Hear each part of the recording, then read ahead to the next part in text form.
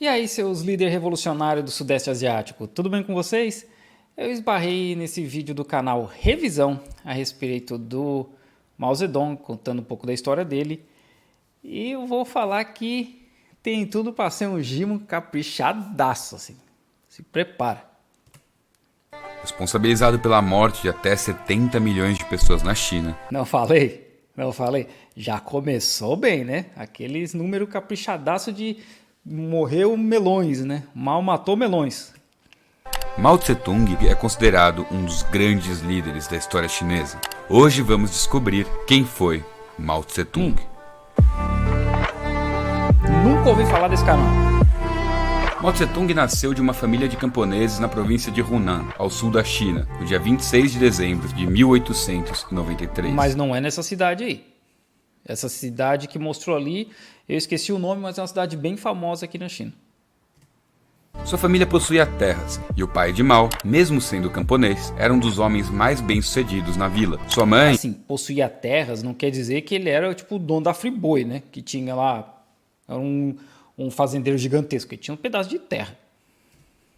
Em uma sociedade que desvalorizava as mulheres, era apenas chamada de sétima irmã Wen. Muito próximo de sua mãe, a relação de Mao Tse-tung com o pai foi marcada por conflitos. Quando jovem, demonstrou ao mesmo tempo interesse pelos estudos e insubmissão aos professores, o que fez com que ele fosse expulso de 4 colégios particulares. Depois da sua 4ª expulsão, para realizar a vontade do pai e assim poder voltar a estudar, o futuro líder casa-se pela primeira vez. Mao tinha 14 anos e a noiva, chamada apenas de mulher da família Luan, tinha 18. A China da juventude de Mao Mas ele não, até onde eu lembro, ele não queria casar, não. Também 14 anos.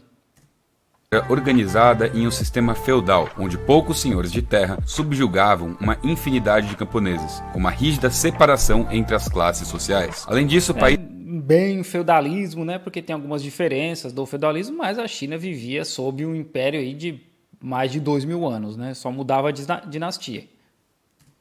recuperava-se da Guerra do Ópio e de uma série de conflitos com a Europa e Japão que havia destruído o país de diversas formas. No processo de modernização do Estado chinês, iniciou-se então uma tímida abertura ao Ocidente. Instalaram-se ferrovias e foi criado um amplo sistema educacional, do qual Mao se beneficiou muito. Em 1913, depois de migrar Não por causa do Ocidente, né?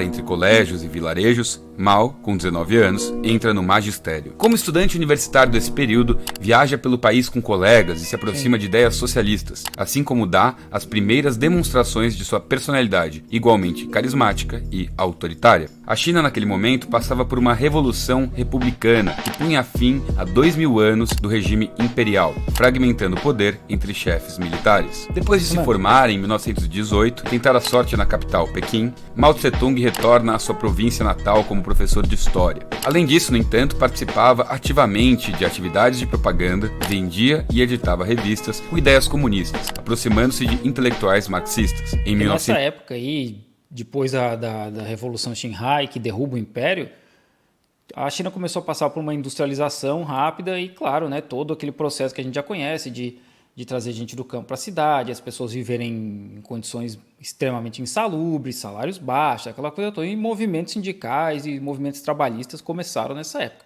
Então não foi só o Mao, né? Foi o Zhou Enlai, foi o Li Yanbao, uma galera que foi crescendo, né? Inclusive, eu sempre esqueço o nome dos 2 caras que são os fundadores do Partido Comunista Chinês, que foi crescendo nesse movimento e tiveram também depois contato com comunismo, socialismo europeu, marxismo, etc., né?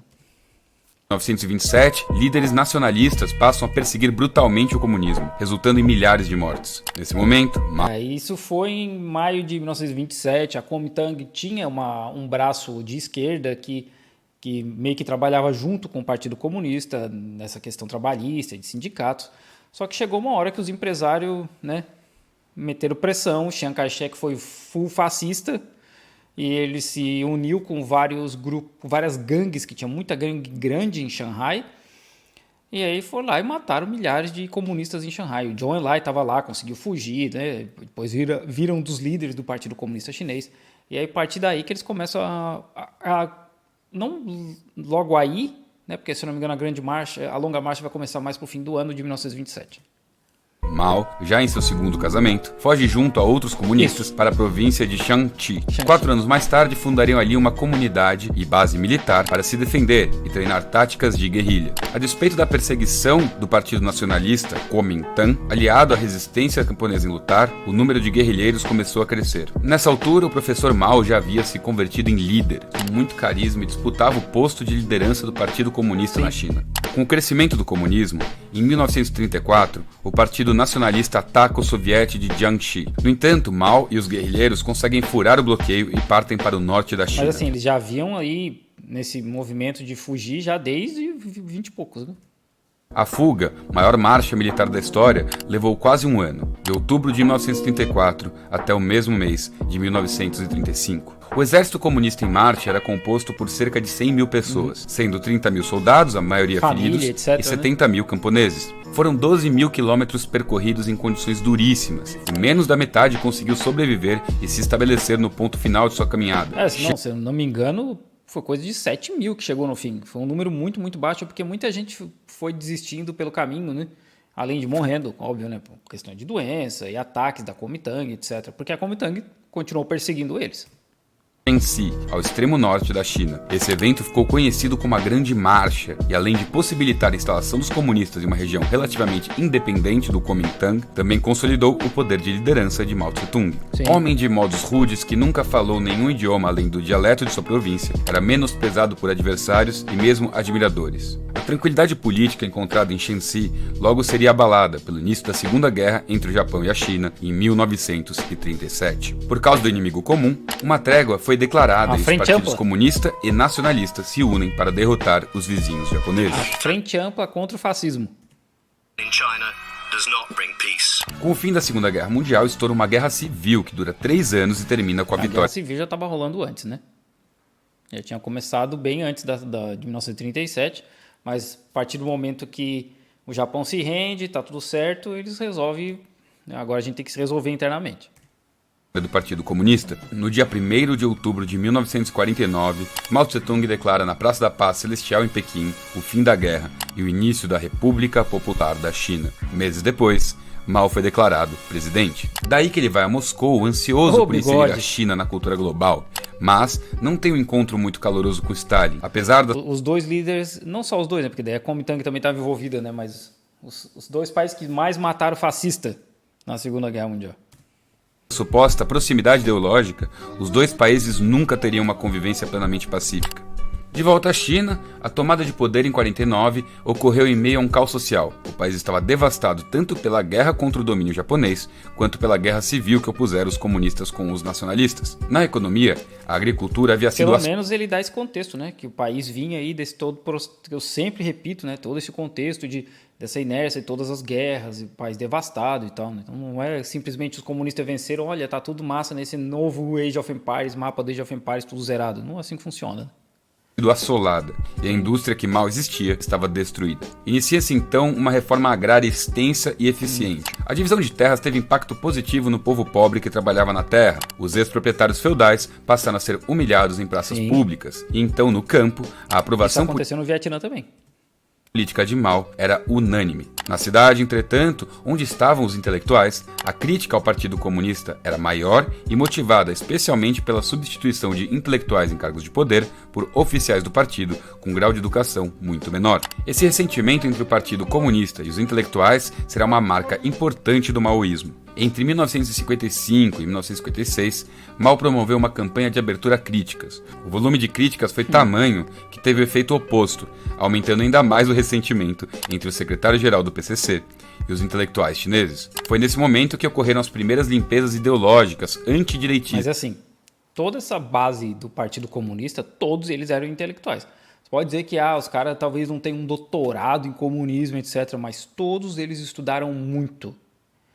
O Mao, sozinho, escreveu aí, que eu sei, assim, por baixo, uns 30 livros. Eu acho, se eu não me engano, é mais do que isso. Mas não é que os caras não... Eles eram uns broncos, uns burrão que ganharam o poder. Não é assim, é só porque os caras não tinham assim, um nível acadêmico muito alto. enviando milhares de pessoas para o trabalho de campo. Como política social, foi adotado o sistema de comunas populares, sociedades de até 20 mil pessoas que deveriam ser autossuficientes. As comunas inseriam-se em uma política de desenvolvimento econômico através do Plano Quinquenal, que ficou conhecido como o Grande Salto. Essa política se baseava na aceleração da industrialização e na coletivização agrária. Por um lado, o governo fomentava a criação de cooperativas agrárias, que tinham o Estado como seu único comprador e distribuidor, esperando que a produção de grãos quadruplicasse e detivesse o monopólio do mercado. Por outro lado, para buscar a industrialização, a gigantesca população de camponeses era incentivada a participar como mão de obra industrial na produção de aço. O céu da China se tingiu de laranja, tantas eram as fornalhas construídas nas diversas províncias. Todo o material possível era convertido em aço. Essa que foi a maior mobilização humana já registrada, não rendeu bons frutos. O aço produzido não era de boa qualidade, as colheitas diminuíram e devia-se uma grande quantidade de grãos à União Soviética para o pagamento de dívidas. Faltava gente para plantar arroz, principalmente, né? Trigo, etc. E essas pessoas também não tinham experiência com indústria. E o ore que eles usavam para fazer ferro era ruim. Então, foi uma ideia muito, muito errada. Em 1958, Mao já era visto como um líder dissociado da realidade, já que não conseguia ou não queria enxergar as dificuldades que seu povo encontrava. Estima-se que entre 1958 e 1961, mais de 30 milhões de pessoas morreram de fome. Não era 70? Como ele falou no começo do vídeo? Esse número de 30 milhões a gente já sabe que, né, quem já assistiu meus outros vídeos aí, tem um vídeo só sobre, explicando isso aí com o João Carvalho, essa questão das mortes, né? Mao, com a imagem desgastada, deixa a liderança do país com a nomeação de Liu Shaoqi, permanecendo como líder máximo do partido. Com Liu como presidente e afastado do poder, restava a Mao apenas o lugar de referência ideológica. Estrategista inteligente, no entanto, ele soube usar dessa posição para retomar o poder. Porque, assim, isso é um exemplo bom, né? Porque para todo mundo que acha que o Partido Comunista é uma coisa só, nem o Mao Zedong era unanimidade. O Mao Zedong. Tinha pressão interna do partido para mudar, fazer alterações no país e política, etc. Para vocês terem ideia. Agora imagina o Xi Jinping. Mao inicia uma campanha de grande revolução cultural proletária. O culto à personalidade passou a ser fortalecido, inclusive com a edição, em 1960, de um livreto de citações que viraria obrigatório nas mãos de comunistas chineses, especialmente. Todo mundo que era, principalmente da Guarda Vermelha, a juventude comunista que seguia o Mao Zedong, tinha que carregar esse livrinho e tinha que ter o brochezinho do Mao Zedong. Do exército, junto ao lançamento do livreto e do fortalecimento de sua figura mítica, Mao Tse-tung iniciou convulsões sociais, levando a uma instabilidade imensa que durou uma década e forçou a renúncia dos líderes políticos, devolvendo a posição de líder a Mao Tse-tung. E eles perseguiram muita gente, sim. Professores, intelectuais, destruíram muita coisa de antigos, né, como templo, estátuas, porque vieram com essa ideia de construir uma nova China, destruir a China anterior, porque eram ideias burguesas, e é onde, por exemplo, se persegue inclusive a ideia de ter cachorro como animal de estimação, porque era uma ideia burguesa, sabe? Teve um monte de coisa nesse sentido. Acusado de intentar uma abertura ao capitalismo, o ex-presidente Lee foi enviado a trabalhar em uma fábrica de automóveis. Vários intelectuais, proeminentes generais e boa parte do alto escalão do Partido Comunista foram expurgados, alterando substancialmente a formação do partido. Jovens foram seguidamente convocados por Mao a manifestações públicas e levante contra opositores, que eram chamados de burocratas e acusados de se desviarem para o capitalismo. Traidores da revolução, basicamente, né? Qualquer um que expressasse ideias contra, né, criticasse e tal, era traidor da revolução, e aí tinha humilhação pública, linchamento, etc. Esses jovens formavam a mais radical ala ideológica na China deste momento. Passou a imagem ali, os caras destruindo estátua e tal. Organizando-se em grupos que, junto a comitês revolucionários, julgavam e aplicavam as penas aos pré-capitalistas e outros perseguidos. A Guarda Vermelha, né? O pessoal chamava de Guarda Vermelha. Assim, por todo o país, esses grupos que formavam a Guarda Vermelha eram protagonistas de uma série de expurgos e violências. Em nome do apagamento do passado feudal e luta contra o capitalismo, queimaram-se livros e obras de arte, fecharam escolas, perseguiram religiões e minorias étnicas.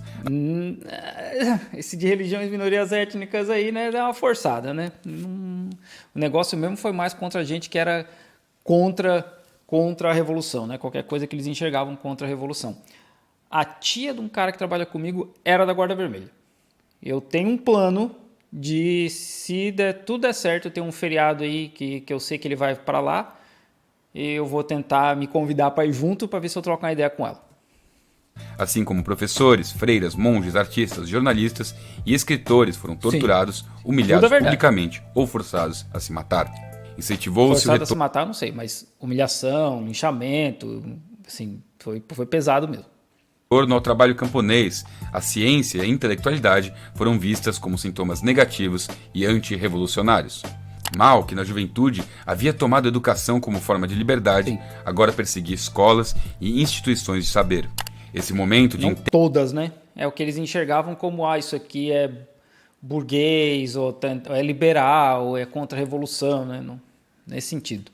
Intensa convulsão política, compreendido entre 1966 e 1968, compõe o capítulo da história chinesa, chamado de Revolução Cultural. A turbulência política e social que inicialmente fortaleceu a figura de Mao começou a descontrolar-se, levando ao próprio presidente usar o exército para controlar a Guarda Vermelha. Lembrando que o exército era do Partido Comunista, não era do país, né? Era um exército do Partido Comunista. E esse lance da Revolução Cultural é interessante porque sempre tem uma galera que fala que na China você não pode falar nada, né? Não pode criticar o país, não pode criticar o partido, nem nada. E, inclusive eu fiz um post no Twitter contando, né, que eu fiz um churrasco aqui em casa e contei para os chineses que no Brasil e em alguns outros países aí no Ocidente e tal, tem muita gente que acha que o Mao Zedong era pior que o Hitler. E os caras se acabaram de rir, queriam entender o porquê, né? Eu expliquei mais ou menos e tal. E aí teve gente que veio falar, essa conversa aconteceu pra caralho e tal. Mas eu tava conversando com os caras no churrasco aqui em casa. E aí teve um cara que falou, eles concordaram porque eles são obrigados, né? Não, cara, porque nessa mesma conversa, em outras conversas que eu já tive, todos os chineses com quem eu já falei criticam a Revolução Cultural. Todos. Até porque isso está na história oficial do país, né? Essas críticas à Revolução Cultural, ao culto à imagem, essa perseguição a intelectuais, destruição de obras e tal. Por exemplo, o Xi Jinping, uma das coisas que ele fez num dos primeiros governos dele numa cidadezinha no interior, foi reformar todos os templos e preservar a história local. Então, hoje existe muito isso dentro da China, mas durante a Revolução Cultural eles destruíram muita coisa e os chineses criticam isso abertamente. Que foi desmantelada, enviando seus componentes para o campo para diminuir a violência. O enfraquecimento do poder de Mao equilibrou-se com a tomada de força do general do Exército da Libertação, Lin Biao, e da própria Madame Mao, como era chamada a primeira-dama. A gangue dos quatro. Após seguidas tentativas de golpe, Lin Biao tentou fugir para a União Soviética, mas seu avião caiu na Mongólia em um acidente que não tem cara de acidente. Apesar das disputas internas, a China observou algum progresso tecnológico, chegando mesmo... Esse cara que ele está mostrando aqui, ele foi o criador do programa espacial chinês, digamos assim, né? Porque a Agência Espacial Chinesa foi criada em 93, mas o programa de bomba atômica, mísseis balísticos, etc., já é dos anos 50. Esse cara estudou no MIT, né? No Massachusetts Institute of Technology, com uma bolsa de estudos do governo de Massachusetts. Essa bolsa é dinheiro que a China pagou por ter perdido a guerra do ópio. Agora, eu não sei se é a primeira ou a segunda.